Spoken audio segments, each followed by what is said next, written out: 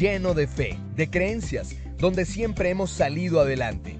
Somos de un lugar donde la alegría nos hace únicos, auténticos y nos acerca, sacando lo mejor de cada uno. Porque estamos unidos y como familia nos sobreponemos a lo que sea. Los colombianos nunca estamos solos, siempre nos acompañamos, trabajamos juntos para lograr nuestras metas y esa solidaridad nos llena de orgullo. Somos parte de esta tierra y la vivimos con el optimismo que nos representa. Y es que Colombia nos pertenece, la felicidad que nos caracteriza nos pertenece, las ganas de ayudar nos pertenecen, el optimismo nos pertenece, la vida nos pertenece. Y la única aseguradora que es de todos los colombianos, no puede ser la excepción, Positiva nos pertenece. Por esto y mucho más, Colombia vive Positiva. Días para todos, bienvenidos una vez más a este espacio de Positiva Educa, Comunica y Cultura Preventiva. Estamos acá no solo para escuchar información, sino que venimos a entender mejor lo que hacemos y aprender de una forma clara y útil. Soy Diana Álvarez y los voy a estar acompañando durante esta sesión. Pero antes de comenzar, quiero saber si hoy nos acompañan personas conectadas desde el Atlántico, desde Barranquilla, que les tengo una información muy importante al final de esta sesión. Pero ahora sí, iniciemos. Les quiero compartir un dato que me pareció súper interesante. La Organización Mundial de la Salud recomienda que los líderes desarrollen habilidades como la comunicación abierta, la escucha activa y el manejo respetuoso de las diferencias para promover entornos de trabajo saludables. Esto me llamó la atención porque muchas veces pensamos que un buen ambiente laboral depende únicamente de las personas, cuando en realidad también se construye a través de acuerdos claros, espacios de diálogo y herramientas que orienten cómo actuar cuando surgen diferencias. Al final, prevenir un conflicto no siempre significa evitar que existan desacuerdos, sino saber cómo gestionarlos de una forma oportuna y respetuosa. Justamente de eso vamos a conversar hoy en la Comunidad Nacional de Conocimiento en Gestión de Comités Técnicos, donde veremos la sesión número 4, Reglamento de Funcionamiento del Comité de Convivencia Laboral, más allá del cumplimiento normativo. Para hablar de este tema nos acompaña el doctor Anderson Parra Hernández. Él es tecnólogo en salud ocupacional, médico y psicólogo especialista en gerencia de Seguridad y Salud en el Trabajo, magíster en Administración de Salud, docente universitario, instructor de simulación y asesor empresarial en la gestión del Sistema de Seguridad y Salud en el Trabajo, medicina laboral y readaptación y reintegro laboral en diferentes sectores económicos. Doctor Anderson, bienvenido a este espacio. Qué alegría que estés con nosotros en esta mañana. Hola Diana, un saludo para ti, un saludo para todas las personas que se conectan en esta acción educativa. Por acá vamos a estar siguiéndolos, leyéndolos, y ese es el objetivo, que sigamos aprovechando estos espacios que traemos desde Positiva Educa para todos ustedes. Hoy en esta sesión número 4, donde hablaremos del reglamento de funcionamiento del Comité de Convivencia Laboral, ese nuevo elemento normativo que nos trae la resolución 3461. Ya tuvimos una primera sesión donde hablamos del trámite de situaciones conflictivas, de los tiempos que se han definido. Luego hablamos de ese proceso de demanda de nulidad, hablamos de la gestión de los comités a través de la gestión documental, y hoy hablaremos del reglamento interno de funcionamiento del Comité de Convivencia Laboral como nuestra cuarta sesión dentro de esta ruta de 9 sesiones que tendremos a lo largo de esta comunidad educativa para 2026. Entonces, Diana, sin más preámbulos, podemos pasar a esa evaluación de sondeo que nos dice cómo empezamos esta acción educativa. Claro que sí, iniciemos entonces con el sondeo de hoy. Queremos saber sus conocimientos previos sobre el tema, los queremos ver muy participativos. La primera pregunta que tenemos: ¿cuál de los siguientes no es un contenido mínimo del reglamento del Comité de Convivencia Laboral? A, criterios de conformación. B, condiciones de funcionamiento. C, acuerdo de confidencialidad. O D, protocolo de manejo de la información. Vamos a esperar unos segundos a que ustedes seleccionen la respuesta y retomamos con los resultados. Las respuestas quedaron de la siguiente manera. A, criterios de conformación, obtuvo 34%, B, condiciones de funcionamiento, 20%, C, acuerdo de confidencialidad, 22%, D, protocolo de manejo de la información, obtuvo 25%. Vamos entonces con la segunda pregunta. El acuerdo de confidencialidad. A puede ser verbal o informal. B debe ser escrito y firmado. C no es obligatorio o D es voluntario. Esperaremos de nuevo un momento a que ustedes escojan la respuesta. Los resultados quedaron de la siguiente manera. A puede ser verbal o informal, obtuvo 5%. B debe ser escrito y firmado, 90%. C no es obligatorio, 4%. D es voluntario, obtuvo 1%. Sigamos con la última pregunta de este sondeo. Sobre el funcionamiento del Comité de Convivencia Laboral es falso. A, conflictos de interés deben explicarse y resolverse. D, debe dinamizarse en el reglamento propio del comité. C, si tiene RIT, no requiere reglamento de funcionamiento. D, debe tener tanto reglamento como manual de convivencia. Esperaremos unos segundos de nuevo que ustedes nos dejen sus respuestas. Los resultados quedaron así. A, conflictos de intereses deben explicitarse y resolverse, 11%, debe dinamizarse en el reglamento propio del comité, 9%. Si se tiene RIT, no requiere reglamento de funcionamiento, 61%, debe tener tanto reglamento como manual de convivencia, obtuvo 20%. Muchas gracias a todos por participar de este sondeo inicial, pero ahora sí, iniciemos con esta sesión. Doctor Anderson, este espacio es todo tuyo, te escuchamos. Diana, muchas gracias a las más de 200 personas que participaron. Esperamos que a lo largo de esta acción educativa se puedan sumar más personas. Finalmente, el objetivo es fortalecer la discusión, fortalecer los conocimientos alrededor de este tema que es tan nuevo, tan vigente y que debemos tenerlo en nuestras organizaciones. Por acá estuve tomando atenta nota de sus respuestas para que al final evaluemos cómo nos fue y qué aprendimos, sobre todo en preguntas que tuvieron como la primera una división casi del 25% para cada una de las opciones de respuesta. El objetivo es que se lleven ese aprendizaje entonces el día de hoy. Y para empezar, esta acción educativa alrededor de los reglamentos de funcionamiento internos del Comité de Convivencia Laboral, tengo esta frase de Rousseau en el contrato social que nos dice: cada uno de nosotros pone en común su persona y todo su poder bajo la directriz suprema de la voluntad general. Un poco de que el bien común prima sobre el individual y también de que las normas existen para que de forma general y de forma común podamos lograr objetivos. ¿Y por qué empiezo con esta frase? Precisamente porque ese es el objetivo de establecer un reglamento de funcionamiento del comité, que todos apuntemos en la misma dirección, que el Comité de Convivencia Laboral sea operativo, esté acorde a las necesidades y además funcione adecuada y ordenadamente. Entonces, este encuentro que tenemos el día de hoy tiene tres objetivos. El primero es conocer un poco del contexto conceptual y normativo que hacemos referencia cuando hablamos de reglamento de funcionamiento del Comité de Convivencia Laboral. Muchos me dirán, pero venga, ¿eso qué es? Eso es nuevo. Claro, empieza a aparecer como una figura, es a partir de la resolución 3461 de 2025, que en septiembre va a estar cumpliendo apenas un año. Entonces es una figura normativa nueva que algunas empresas lo tenían como una constitución propia, pero que ya desde el Ministerio del Trabajo se adopta como una obligación para todas las organizaciones.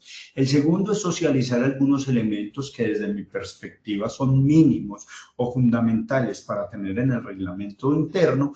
Y finalmente, como siempre en mis acciones educativas, es dar algunos tips, algunas recomendaciones puntuales que les permitan a ustedes, todos los que se conectan en estas acciones educativas, implementar esto que conversamos en este espacio a las realidades de sus organizaciones. Finalmente, ese es el objetivo, que ustedes puedan darle aplicabilidad a estos encuentros a las realidades de las empresas en las que están. Entonces vamos a empezar por una pregunta: ¿por qué hablar del reglamento de funcionamiento para el Comité de Convivencia Laboral? ¿De dónde surge? ¿Cuál es la necesidad de involucrar este tema? Y es que, como les decía, muchas organizaciones, en busca de darle orden a su comité de convivencia laboral, tenían un reglamento propio del funcionamiento del comité. En el sector público, por ejemplo, se emitían resoluciones, actos administrativos que reglamentaban el funcionamiento al interior de la organización. Sin embargo, a partir de la resolución 3461, particularmente en el artículo 4, aparece el reglamento de funcionamiento como una obligación para todas las organizaciones y partimos entonces de esa norma.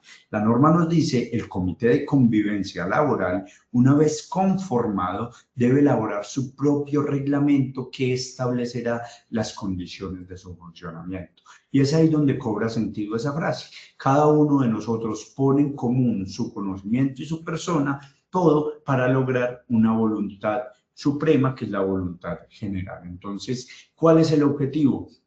Que ese comité de convivencia laboral, en ese primer encuentro que realice, pues pueda definir su reglamento de funcionamiento interno. Y acá resalto entonces de esa frase: una vez conformado.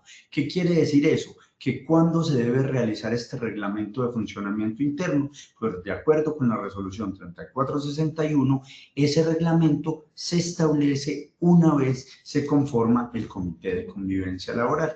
Es decir, que este reglamento tendría que cambiar cada 2 años cuando hay un cambio de comité. ¿Qué se busca? Que los miembros de ese comité recién posicionados pues definan cuáles van a ser las normas que los van a regir para su vigencia de 2 años. Y esto me parece una indicación de la resolución totalmente sana, y es motivar al comité a que se autorregule, a que dentro de su funcionamiento y su capacidad de imponerse las normas, pues diga cómo va a funcionar y explique a la organización cuál va a ser las directrices de su funcionamiento.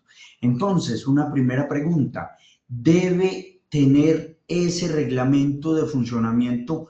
¿Cómo va a ser el proceso de convocatoria y conformación del comité? Pues no necesariamente, porque el proceso de convocatoria y del comité es previo al establecimiento de ese reglamento de funcionamiento. Entonces, para hacerme entender un poco la lógica es la siguiente: se hace el proceso de convocatoria y conformación del comité, se hacen las votaciones en la organización para los representantes de los trabajadores y se hace la designación para los representantes de los empleadores.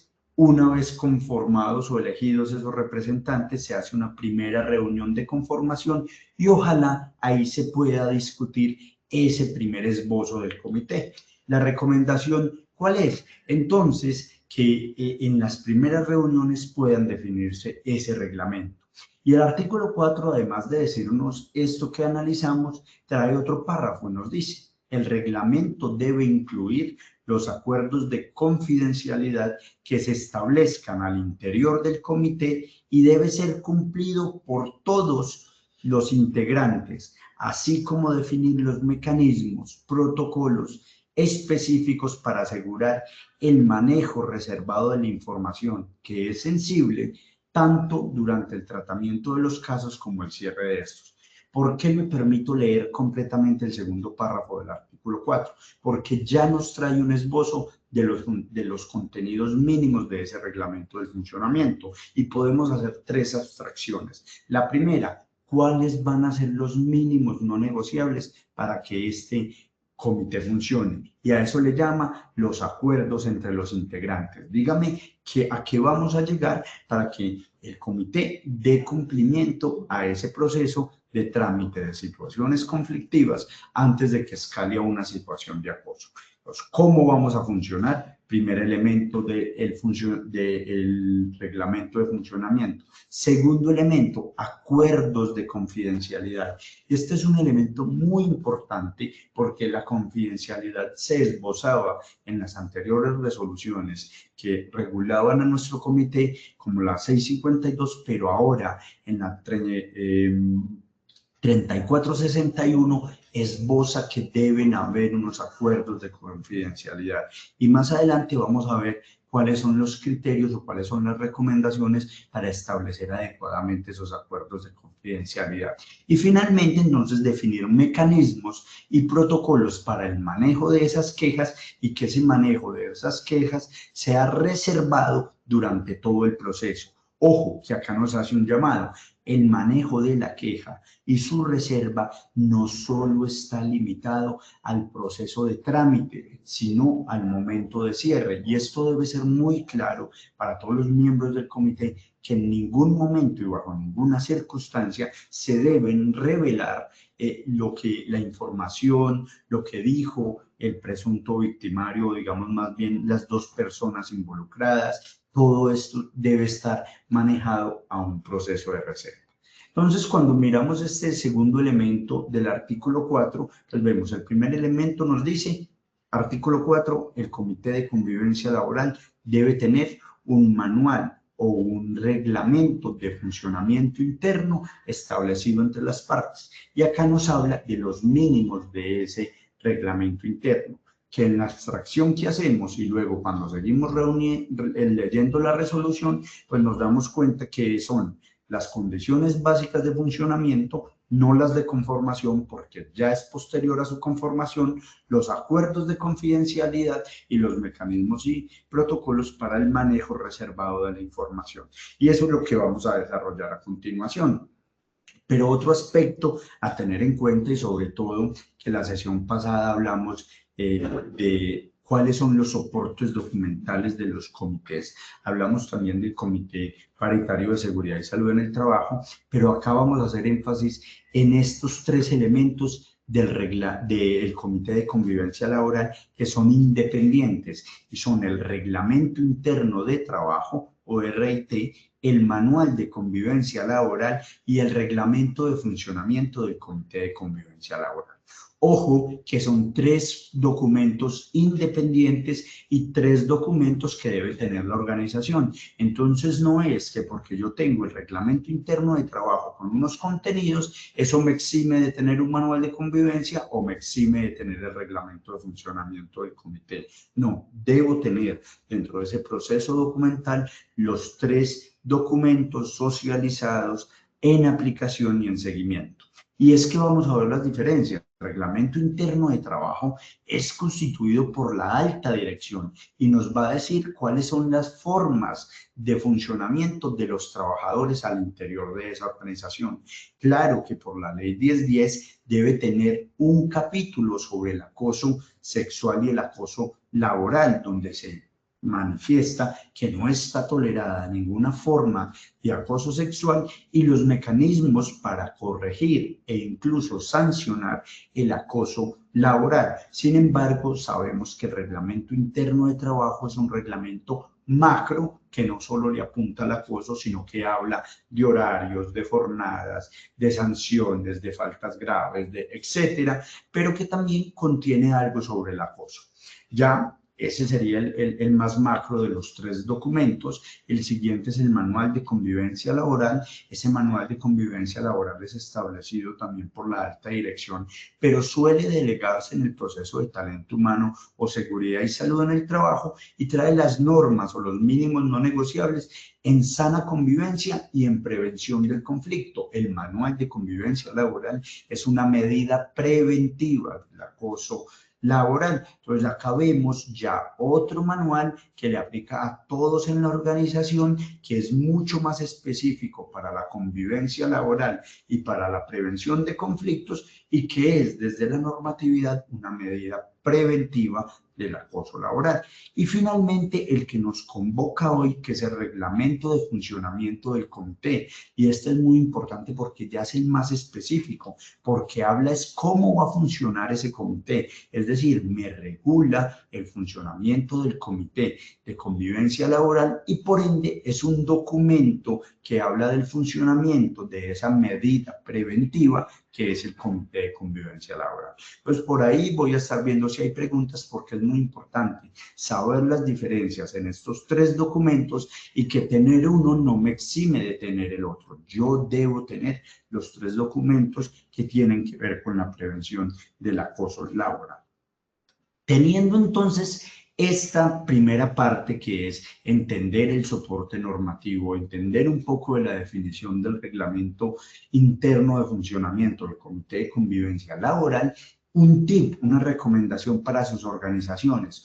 Ojalá en la primera reunión, es decir, cuando se está conformando el Comité de Convivencia Laboral, ya se tenga un primer borrador, un esbozo de las necesidades o de cómo vamos a funcionar. Por eso la recomendación acá es que ese primer reglamento de funcionamiento se establezca en las primeras reuniones del Comité de Convivencia Laboral.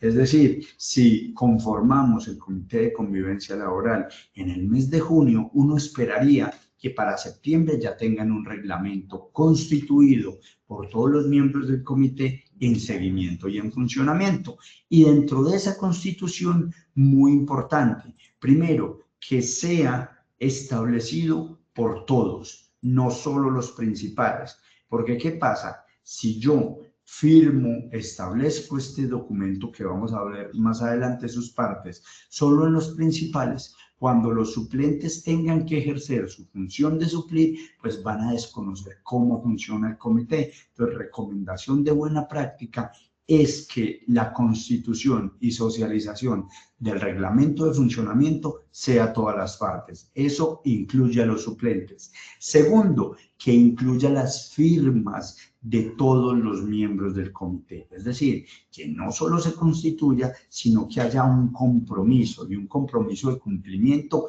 en la firma del reglamento. Ojalá sea en la firma del reglamento, sino al menos en el acta que habla de la constitución de ese reglamento. Y finalmente, la recomendación es documentarlo siempre desde el principio. No quiere decir que sea un documento inmóvil, no quiere decir que no podamos agregarle modificaciones, pero sí que desde las primeras reuniones de ese comité recién conformado, entonces queden muy claros cuál va a ser el reglamento que nos va a regir. Entendido esto, entonces vamos a hablar de algunas propuestas, de algunas sugerencias, de los elementos que en mi opinión debería tener un buen reglamento de funcionamiento del Comité de Convivencia Laboral. Y el primer elemento es que nos hable de las reuniones. Ya sabemos que a partir de la resolución 3461, las reuniones de nuestro comité son mensuales. Esas reuniones ordinarias que eran trimestrales pasaron a ser mensual. Y eso está consignado en la resolución 3461. No necesariamente usted lo tiene que dejar explícito en el comité, en el reglamento de funcionamiento, porque ya hay una norma superior, que es una resolución del Ministerio de Trabajo, que le dice que se tiene que reunir de forma mensual. Eso es muy importante y lo vemos mucho en seguridad y salud en el trabajo. En la pirámide de normas, las normas nacionales están por encima de las normas de funcionamiento interno de la organización. Entonces, este reglamento que dinamiza propiamente el comité no puede contrariar una norma superior. Entonces, ya sabemos que las reuniones son mensuales. Mi recomendación, ¿cuál es? Si lo va a poner, listo, consígnelo, pero más bien dinamice lo que está ocurriendo en su organización. Entonces defina, listo, son mensuales, pero ¿cuándo? Ah, no, es que ya tenemos definido que el tercer miércoles de cada mes nos vamos a reunir. Ah, listo, responda también a qué hora. Listo, no solo tenemos definido que va a ser el tercer miércoles, sino que va a ser en el espacio de las 10 de la mañana. Y ya todos los miembros del comité, desde esa primera sesión, reservan los terceros miércoles de cada mes de 10 a 12 de la mañana. Y eso es una buena práctica. Y una vez defina en dónde, porque es muy importante, porque yo puedo tener un lugar permanente. Y entonces ese presidente o ese secretario, si ya definimos que va a ser los tercer miércoles de cada mes a las 10 de la mañana, pues puede desde el mes de enero o desde la fecha de la Constitución separar todos los meses el mismo espacio para que haya la reunión y no tenga inconvenientes. Defina de una vez todos los miembros. Recomendación de buena práctica, como en las reuniones ordinarias, que son las mensuales,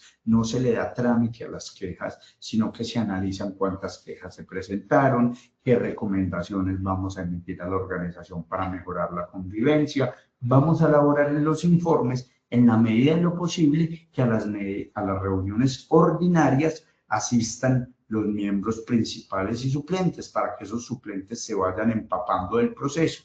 Y obviamente en las reuniones extraordinarias donde sí se le da trámite a la queja, solo los principales. Esta es una recomendación. Entonces, si yo voy a incluir en mi reglamento las reuniones, pues especifico fecha, hora, cuándo, lugar, que eso nos va a permitir cómo va a ser la forma de citación, si vamos a definir un recordatorio mediante las aplicaciones que tenemos, cuáles van a ser las evidencias de asistencia, entonces si vamos a hacer listado de asistencia, etcétera, etcétera, cómo va a ser las excusas para inasistencia. Eso es importante definirlo.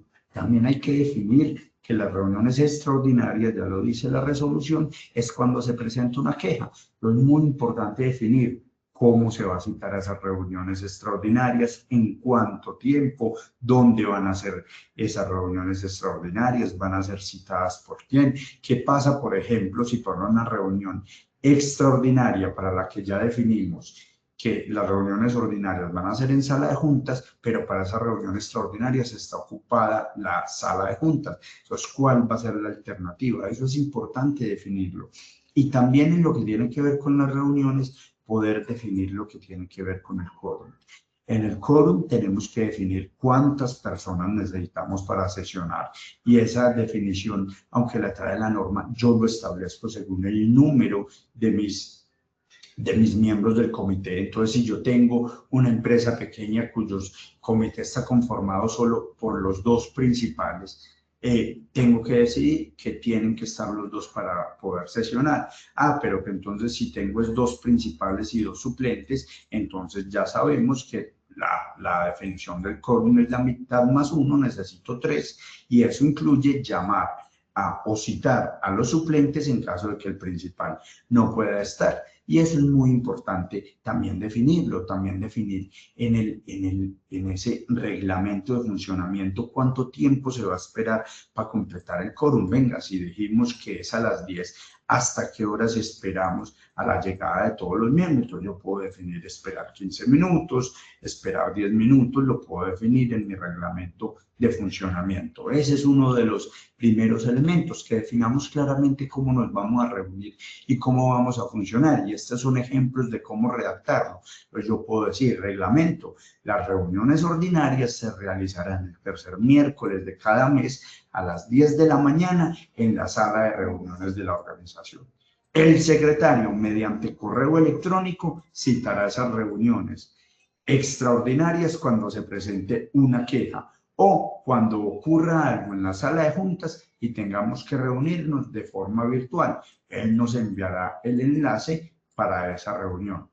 El presidente verificará la disponibilidad de la sala de reuniones e iniciará la reunión cuando se cumpla el quórum. Estos son algunos ejemplos de cómo puedo yo redactar ese reglamento de manera que me dé cumplimiento a que quede muy específico cómo vamos a funcionar en las reuniones. Entonces, ese es un primer elemento que se sugiere incluir en ese reglamento de funcionamiento del comité. Otro elemento muy importante son las funciones del presidente y el secretario. Mi recomendación, ¿cuál es? No copiemos y peguemos el artículo 7 y 8 de la resolución 3461. Pues este ya es un documento que ya conocemos y que debe ser socializado. Más bien, en lugar de enlistar esas funciones, digamos cómo las vamos a dinamizar en la empresa. Y para entender cómo las vamos a dinamizar, respondamos a la pregunta: ¿cómo se van a desarrollar esas funciones? Entonces, si el secretario tiene la función de citar, ¿cómo va a citar? Va a citar por correo, vamos a tener un grupo de WhatsApp para la citación, y ojo que ahora vamos a hablar de esos grupos.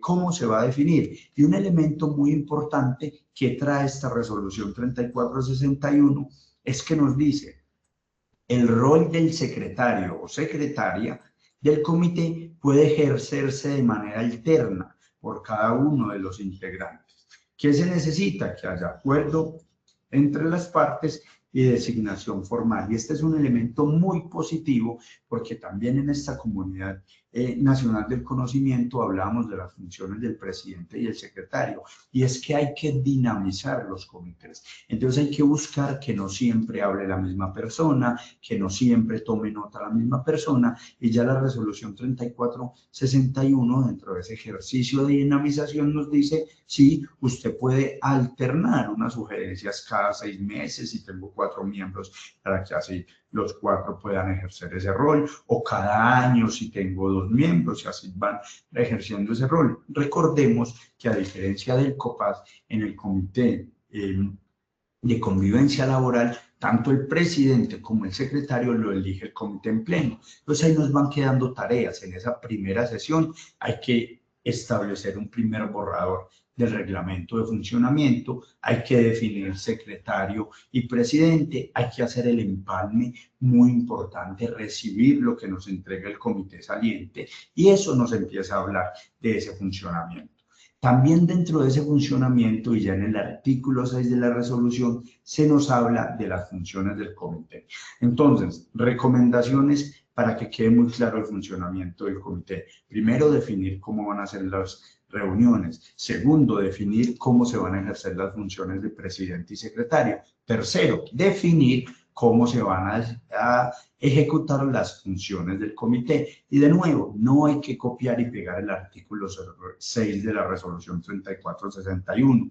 Ya lo sabemos que tenemos 5 días calendarios para recepcionar esa queja, ya sabemos que tenemos 5 días con 10 prorrogables para que ese comité la examine, que hay 5 días más para citar a cada una de las partes y escucharlas, 5 más 10 prorrogables para citación de cada una de las partes y llegar a acuerdos, que si no llego a acuerdos debo remitir a la alta dirección para que establezca una acción correctiva porque en el comité no se logró llegar a un acuerdo, o que si llegué a acuerdo y en el seguimiento, que mínimo debe ser mensual o mínimo, no se cumplen los acuerdos, también lo remito a acción correctiva. Mientras que si se logran los acuerdos puedo cerrar el procedimiento. Entonces, este es el procedimiento. También les cuento, la primera sesión nos centramos solo en analizar este procedimiento, en ir paso a paso para saber qué cosa hacemos. La invitación acá, ¿cuál es? No copien ni peguen el procedimiento, sino, de nuevo, expliquen cómo se va a dinamizar en la empresa, cuáles van a ser los mecanismos para recibir esa queja, cuál va a ser los mecanismos para citar al comité y que el comité se reúna a examinar la queja para considerar si se considera acoso o no, cuál van a ser los mecanismos o cuáles para citar a cada una de las partes y escucharlas. Voy a hacerlo de forma escrita, le voy a notificar a alguien para que le dé el permiso. Ese es el objetivo del reglamento de funcionamiento, que ya que tengo unas premisas generales que están en la 3461, yo lo dinamice, lo especifique para mi organización cómo va a funcionar, porque es que vemos reglamentos de funcionamiento que copian y pegan la 3461. Eso no tiene razón de ser porque pues ya es un elemento de consulta. Y ojo, recordemos que en cualquier caso, todo este procedimiento, que si se dan cuenta es unidireccional, no es que nos devolvemos, si no se cumplen los acuerdos nos devolvemos, no. Tiene todo un flujo, tiene 65 días para llevarse a cabo. Entonces, eso lo debemos dejar explícito en el reglamento del funcionamiento. Recomendación: el procedimiento, este que estamos viendo en pantalla, es más general y le aplica a toda la organización, a todas las organizaciones. Digan ustedes, como miembros del Comité de Convivencia Laboral, cómo van a dinamizar este procedimiento al interior de su organización. Entonces, ahí vamos de forma general unos esbozos de cómo establecer en el reglamento de funcionamiento del comité esa primera tarea o ese primer contenido que es del funcionamiento. También entonces tenemos que definir un aspecto que casi no hemos hablado y que debe tenerse en cuenta, es el conflicto de intereses. ¿Qué es ese conflicto de intereses? El conflicto de intereses es que los miembros del comité, cuando van a tramitar una queja, dicen, yo puedo estar relacionado en esa situación de la queja, directa o indirectamente, y entonces puedo estar sesgado, porque recordemos que el comité es imparcial. Entonces, si yo puedo estar sesgado, debo explicitarlos. ¿Qué es explicitarlos? En ese procedimiento que vimos cuando el comité se reúne a examinar la queja, yo digo, sí, resulta que es que la persona sobre la que se están quejando es mi primo, no, yo tengo un conflicto de intereses. No, pertenezco a la misma área y somos amigos, siempre salimos a almorzar juntos, ahí hay otro conflicto de intereses. ¿Qué debe quedar en el acta? Y se los pongo acá, ¿qué quede en el acta? ¿Quién de los miembros, 1, 2, 3 o 4, manifestó conflicto de intereses? Por decir algo, el uno dice yo tengo conflicto de intereses. Los otros 3 miembros analizan ese conflicto de intereses y lo resuelven. Ojo que resolverlos no quiere decir que siempre saquen al que manifestó el conflicto de intereses, sino que pueden decir, no, consideramos, agradecemos a ti, miembro, que verbalizó ese conflicto de intereses, pero consideramos que no sesga ni afecta tu imparcialidad. O por el contrario, sí, puede afectar o sesgar tu imparcialidad, por ende, para el trámite de esta queja puntual, no vas a ser parte del comité y sube tu representante suplente, ¿cierto? Ojo que eso es muy importante, no porque esta persona tenga un conflicto de intereses en una queja, pierde digamos, el título de ser miembro del Comité de Convivencia Laboral. No, frente a esa queja puntual, no puedes hacer parte porque está sesgado y llega el suplente a ejercer esa función y completamos los mismos 4 miembros del comité para darle trámite. Entonces, ¿qué es importante? Que en esa reunión extraordinaria de revisión de la queja, y así lo puedo redactar, esta es una forma de redactar ese conflicto de intereses que debe quedar, en la reunión extraordinaria de revisión, todos los miembros dejan explícito su conflicto de intereses y mi recomendación es que ojalá por escrito. Entonces, ejemplo, estamos tramitando la queja número 524 que involucra a 2 personas y frente a las cuales un miembro de la comité manifiesta su conflicto de intereses. Los miembros del comité consideran que no afecta su imparcialidad, por ende va a seguir y se deja eso por escrito. Eso es muy importante. Y finalmente, dentro de este bloque de funcionamiento, ojo, que se deje explícito el manejo del WhatsApp.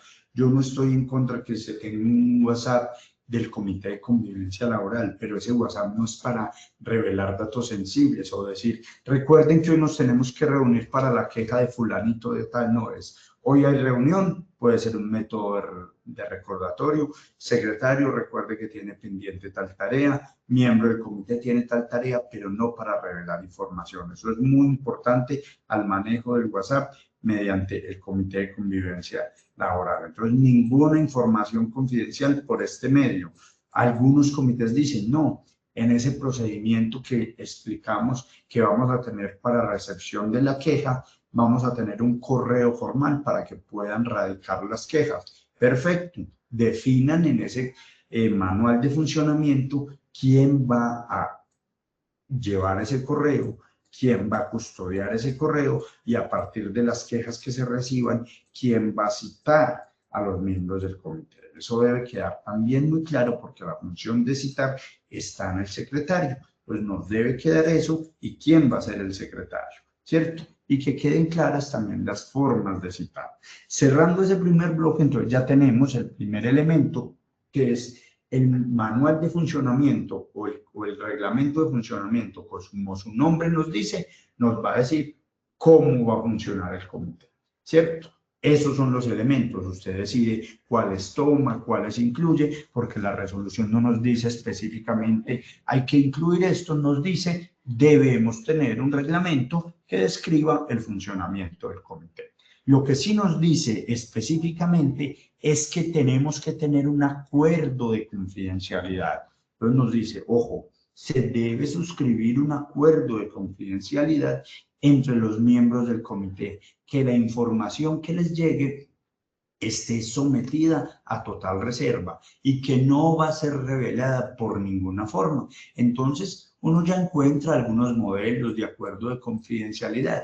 Usted decide cómo ponerlos. Entonces algunos dicen es el compromiso de mantener la reserva absoluta de la información a la que se tenga acceso como integrante del comité de convivencia, válido. Es el compromiso a no divulgar nombres, datos o aspectos específicos concernientes a la intimidad de las personas que asisten al comité como un mecanismo conciliador, también totalmente válido. Nos comprometemos a velar por la custodia de los documentos que soportan el comité de convivencia laboral. Y entonces dentro de esos documentos están las actas, el archivo, y que lo hacemos de forma segura, sin dejar expuestos algunos datos.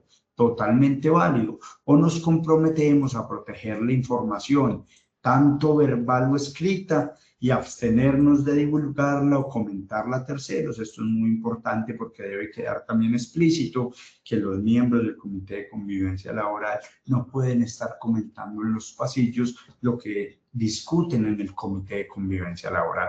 Así ya se haya cerrado el caso, así ya se hayan emitido las recomendaciones a la alta dirección, eso hace parte del acuerdo de confidencialidad. Entonces, hablábamos que ese reglamento de funcionamiento debe tener pues su razón de ser, cómo funciona el comité y un acuerdo de confidencialidad. ¿Qué es lo importante? Como usted redacte el acuerdo de confidencialidad, no hay problema. Debe quedar explícito que es un compromiso por reservar la información, la confidencia de esa información o de esos datos que se entera y que esté firmado y custodiado. Entonces ahora hablábamos de las primeras tareas para hacer en la primera reunión, también que todos los miembros firmen ese acuerdo de confidencialidad y que los diferentes acuerdos de confidencialidad se agrupen, se guarden en el soporte documental del comité de convivencia. Ahora, ¿qué se recomienda también? Que incluyamos una descripción de la evidencia documental del comité. Ojalá ese reglamento diga cómo van a ser las actas, cómo se van a constituir en contenido. Entonces, ojalá definamos una estructura, digamos, el formato va a ser el siguiente, la va a diligenciar tal persona, las formas de diligenciarlos, los contenidos. Pero ojo, ¿y por qué quise incluir lo de las actas acá? Porque las actas hacen parte del acuerdo de confidencialidad. Las actas, como pueden ser revisadas por auditores externos, no deben llevar nombres propios. Ahora en el ejemplo les decía el caso número tal que involucra a 2 personas. En el archivo propio del caso obviamente deben ir los nombres, pero en las actas no van nombres propios. Entonces estos son algunos ejemplos que también vimos en la pasada sesión de cómo redactar esas actas. Se recepcionó el caso 69 de 2025 y se situó a las partes involucradas para recepcionar la versión libre. Ahí no estamos evidenciando ningún nombre ni ningún dato susceptible a reserva. Se establecieron acuerdos entre las partes involucradas en el caso 06. El caso 034, por cumplimiento de acuerdos, se cerró. Y el caso 039 se cerró, pero se le dio traslado a talento humano porque no se cumplió los acuerdos. Esto es muy importante y lo vimos en la sesión pasada. Una cosa son las actas que reflejan el funcionamiento y otra es el archivo o el expediente de los casos. Ese es diferente porque el expediente de los casos está totalmente sometido a este acuerdo de confidencialidad y por ende no se puede revelar sino ante una autoridad, mientras que las actas sí las pueden ver los inspectores, los auditores, y por eso se deben redactar bajo el principio de confidencialidad. Entonces ese es un elemento muy importante. Y el otro elemento sobre el funcionamiento son los informes del Comité de Convivencia Laboral. El Comité de Convivencia Laboral debe pasar a la alta dirección las recomendaciones de medidas preventivas y correctivas frente al acoso. ¿Qué recomendaciones doy? Y a esas recomendaciones le debo hacer seguimiento mensual, también bajo el principio de confidencialidad. ¿Cómo estamos guardando esos informes y cómo estamos diciendo? Y es que ese informe no tiene que decir, es que el caso donde Peranito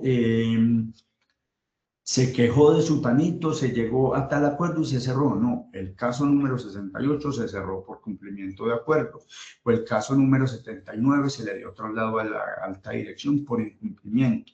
Esto me va a permitir constituir un informe anual y los informes trimestrales que dan cuenta de la gestión del comité. Todos ellos también, como les decía, sometidos a reserva confidencial. Eso es muy importante tenerlo en cuenta. Y un elemento excelente, excelente que trae el parágrafo 2 en la resolución 3461 es el informe o acta de empalme. Cuando hay cambio de comité de convivencia laboral, debe haber un informe de empalme donde yo le diga, nuevos miembros del comité, les entrego el archivo del comité, un libro de actas foliado con tantas actas, con tantos casos cerrados y documentados, y antes de esa entrega pues debe estar de nuevo firmado el acuerdo de confidencialidad, porque ese nuevo comité pasa a ser custodio de esa evidencia documental. ¿Qué otras cosas incluir? Entonces, recomendación, incluyamos de forma explícita la no competencia del comité de convivencia para trámites de situaciones de acoso sexual. En esto yo he insistido mucho y con mucha alegría lo digo, desde la resolución 3461, en donde nos habla de su funcionamiento, artículo 6, parágrafo 1, nos dice, en los casos de acoso sexual y en lo pertinente a la ley 2365, que es la ley de prevención y corrección del acoso sexual en el ámbito laboral, el comité de convivencia no es el competente, no es el competente para situaciones de acoso sexual.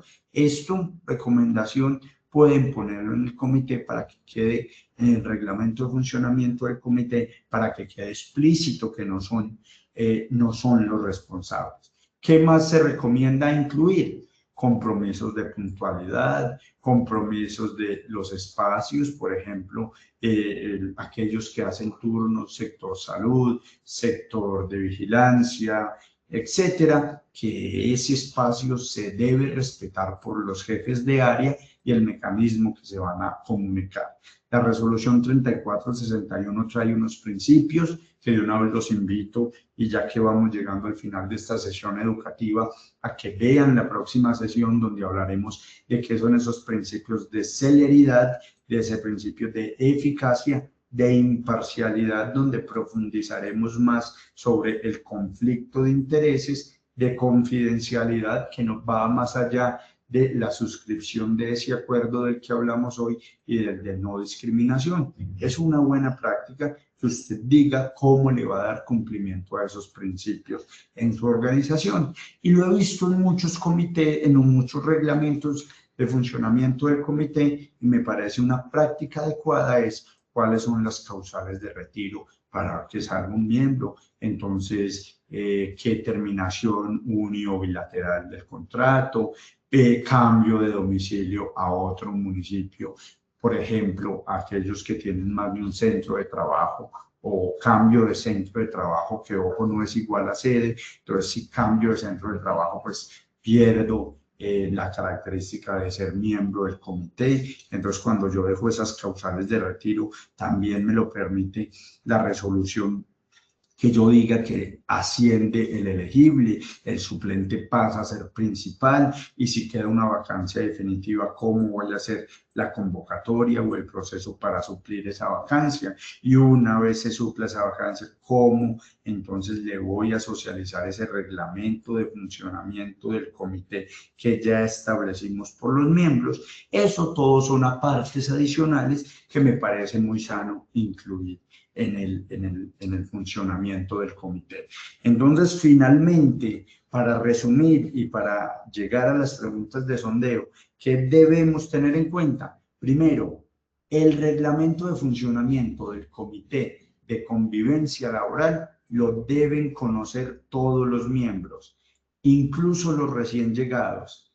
Ese reglamento debe establecerse en las primeras reuniones, debe describir cómo va a funcionar el comité, debe describir los acuerdos de confidencialidad y debe describir el protocolo para mantener la reserva de la información, que lo hemos visto a lo largo de este encuentro, ¿cierto? No necesariamente tiene que definir la conformación, porque eso ya nos lo trae la resolución 3461.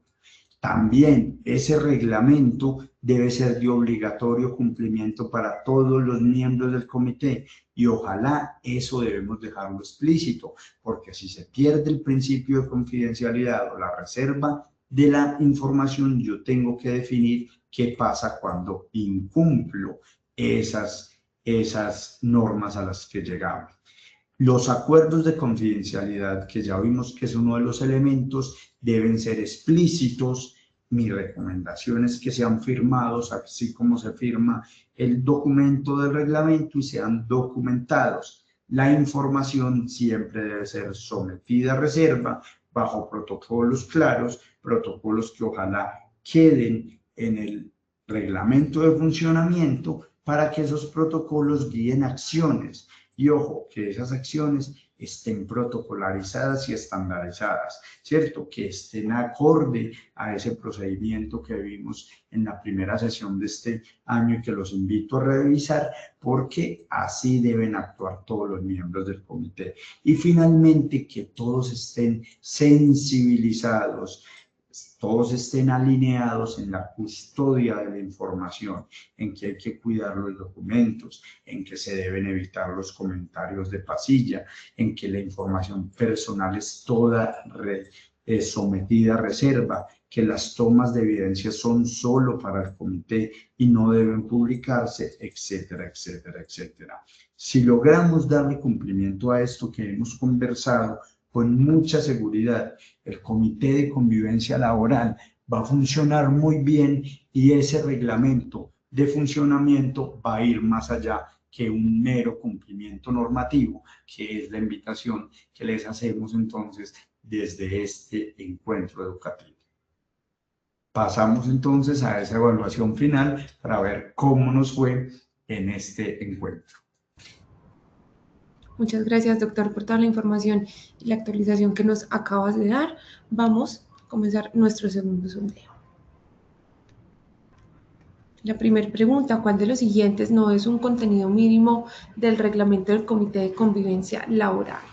A, criterios de conformación; B, condiciones del funcionamiento; C, acuerdo de confidencialidad; o D, protocolo de manejo de la información. Vamos a esperar unos segundos para leer los resultados.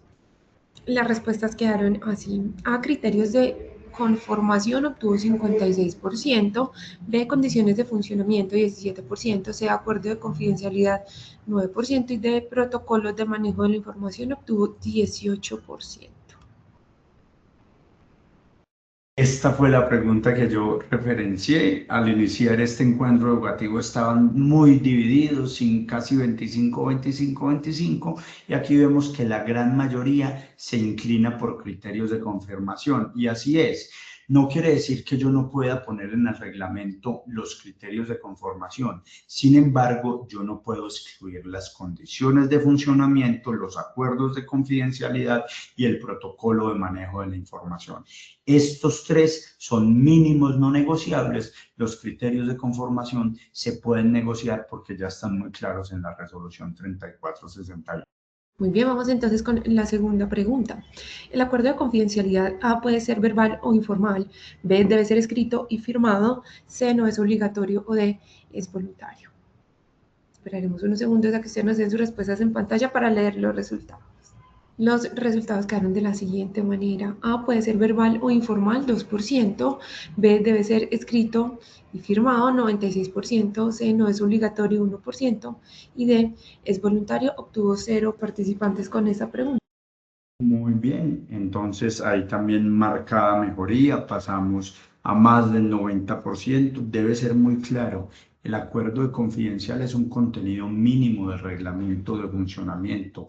Debe suscribirse por todos los miembros del comité, por eso no es voluntario, es obligatorio y no es informal. Debe quedar escrito y firmado para que le dé validez y además archivado y guardado en la Secretaría. Muy bien, vamos con la última pregunta de este sondeo sobre el funcionamiento del Comité de Convivencia Laboral. ¿Es falso? A, conflictos de intereses deben explicitarse y resolverse. B, debe dinamizarse en el reglamento propio del comité. C, si se tiene RIT no requiere reglamento de funcionamiento. O D, debe tener tanto reglamento como manual de convivencia. Vamos a esperar unos segundos y retomamos con los resultados. Quedaron así. A, conflictos de intereses deben explicitarse y resolverse 5%. B, debe dinamizarse en el reglamento propio del comité 5%. C, si se tiene RIT no requiere reglamento de funcionamiento, obtuvo 78%. Finalmente, la D, debe tener tanto reglamento como manual de convivencia, obtuvo 12%. Muy bien. Esta pregunta, ojo, hay que leerla con detenimiento. Dice, ¿cuál es falso? Entonces, la falsa es que si tengo un reglamento interno, no requiero reglamento de funcionamiento. No es cierto, lo mencionamos, siempre se requieren los tres: reglamento interno de trabajo, reglamento de funcionamiento, manual de convivencia. Por tanto, las otras son reales. Los conflictos de intereses deben explicitarse y resolverse dentro del comité, debe dinamizarse en ese reglamento interno, que no sea un copy-pegue de la resolución, sino que explique cómo se dinamiza en la organización, y se deben tener los tres documentos. También marcada mejoría. Muy bien, vamos entonces ahora con las preguntas que hay en el chat. Tenemos varias, así que vamos a aprovechar este espacio para resolverlas. La primera dice, ¿las resoluciones internas pueden tomarse como reglamentos o manuales? Sí, de hecho, dentro de la pirámide, en la organización también hay una jerarquía de normas. Los reglamentos internos de trabajo, por ejemplo, están hasta arriba porque son los que regulan todo el funcionamiento de la organización. Y el reglamento de funcionamiento es un reglamento propio del comité de convivencia, pero sí se puede contemplar, y así es que está en la jerarquía de normas. Muy bien, la siguiente pregunta. Si en el comité no se logran inscribir la cantidad de personas necesarias por la cantidad de trabajadores, ¿qué podríamos hacer? Este es una pregunta muy frecuente. La norma no nos dice qué podemos hacer. Recomendación: primero, ¿qué está pasando en la organización que no se quieren inscribir al comité de convivencia laboral?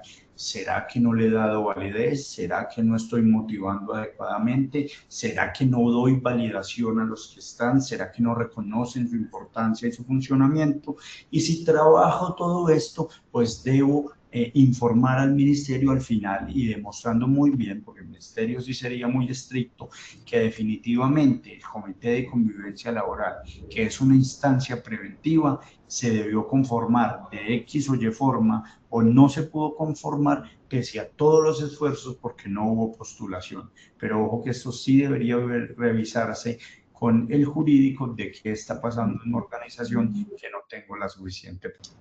Vamos con la siguiente pregunta. Si el trabajador se salta al comité de convivencia laboral y va directamente a instancias legales, ¿qué puede pasar?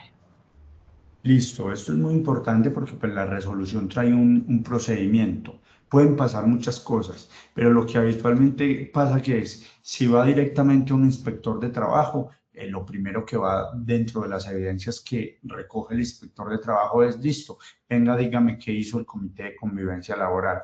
Ah, no, es que yo no fui al comité de convivencia laboral. No dio el debido proceso. El deber ser es dar el debido proceso. ¿Qué sí puede pasar? Que si el comité de convivencia no da solución o yo no llego a acuerdo, yo escale hasta el inspector de trabajo. Ese para sector privado. Sector público, voy a la Procuraduría. El deber de la Procuraduría, y lo he visto en las empresas que asesoro, es primero ver si agoté la instancia de comité de convivencia laboral y qué solución o qué acuerdo llegó antes de ellos continuar con su proceso de investigación. Doctor, para finalizar tenemos esta pregunta. ¿Se debe hacer seguimiento a las quejas que remitamos a Comisión de Disciplina Judicial? Sí, esa es una buena práctica como comité. A ver, yo no voy a determinar si hubo acoso o no. Recordemos que esa no es una función, pero yo soy una instancia para prevenir el acoso y para mejorar la convivencia. Entonces yo puedo indagar, por ejemplo, en talento humano o que me llegue la notificación de qué pasó con ese caso, que si llegó a una instancia superior fue porque el comité no pudo mediar o no pudo conciliar, y qué está pasando en la convivencia de la organización para yo emitir recomendaciones y evitar que otros casos lleguen a instancias superiores. Muy bien, doctor Anderson, muchísimas gracias por esta actualización. Nos vemos entonces muy pronto en la próxima sesión de tu comunidad. Que estés muy bien, muchas gracias. Un saludo para todos los que se conectaron a esta hora. A nuestros participantes ha sido un verdadero placer acompañarlos en esta acción educativa. Les agradecemos el compromiso con el que abordaron cada actividad. No olviden que pueden acceder a estas y a muchas más iniciativas educativas a través del Centro Virtual de Enseñanza y Aprendizaje Posipedia en www.posipedia.com.co, donde podrán encontrar todas nuestras comunidades de conocimiento y una gran variedad de información para mantenerse conectados con nuestro Plan Nacional Multimodal de Educación, y también encontrarán nuestros cursos del Sistema de Gestión de Seguridad y Salud en el Trabajo de 50 y de 20 horas para que lo puedan desarrollar con nosotros. Los invitamos a descubrir más sobre nuestras acciones educativas en www.posipediatalleresweb.com. Les recordamos que el certificado de este evento web se generará para todos nuestros afiliados dentro de un periodo de 1 a 8 días hábiles después de la finalización de esta actividad educativa, y podrán acceder a él a través de nuestro portal Posipedia en la sección educativa. Positiva Educa, Comunica y Cultura Preventiva. Queremos que estés siempre al día con lo mejor en prevención.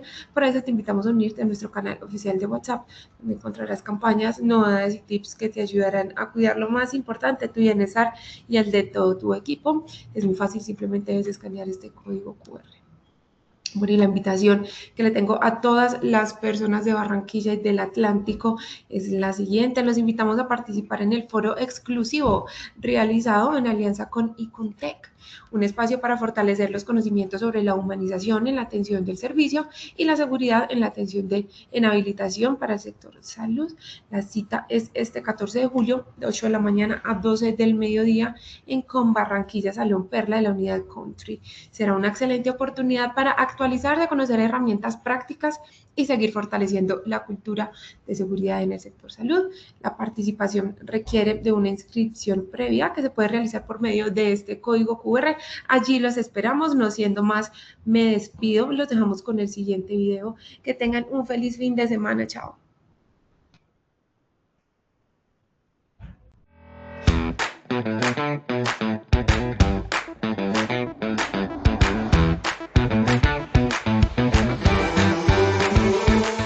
En Positiva, compañía de seguros, creemos que aprender sobre seguridad y salud en el trabajo no solo debe ser informativo, sino también vivencial, participativo y significativo.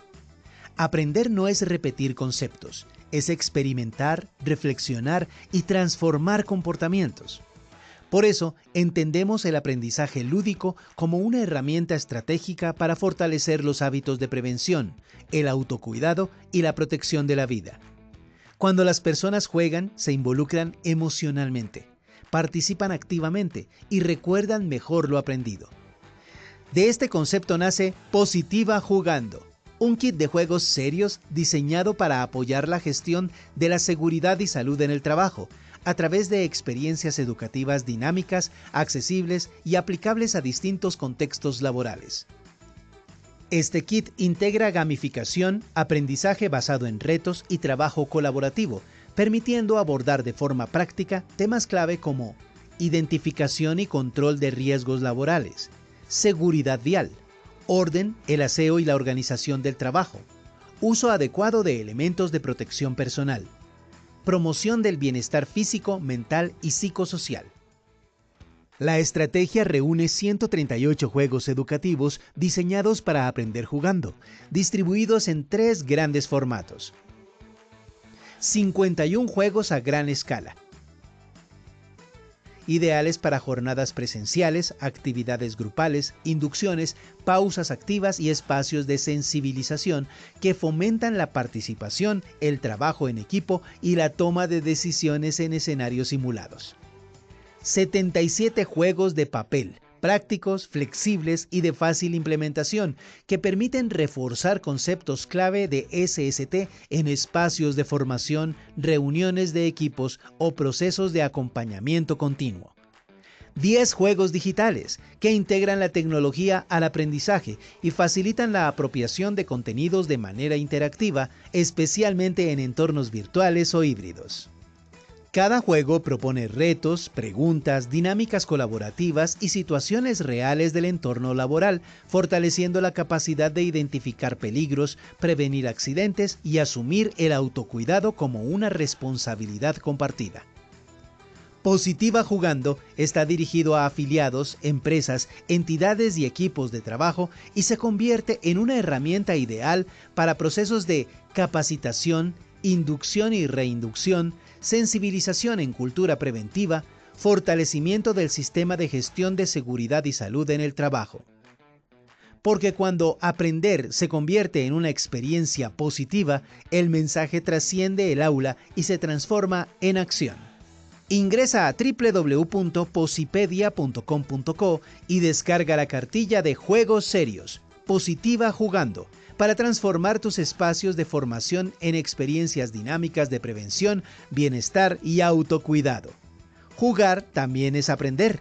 Prevenir puede ser divertido.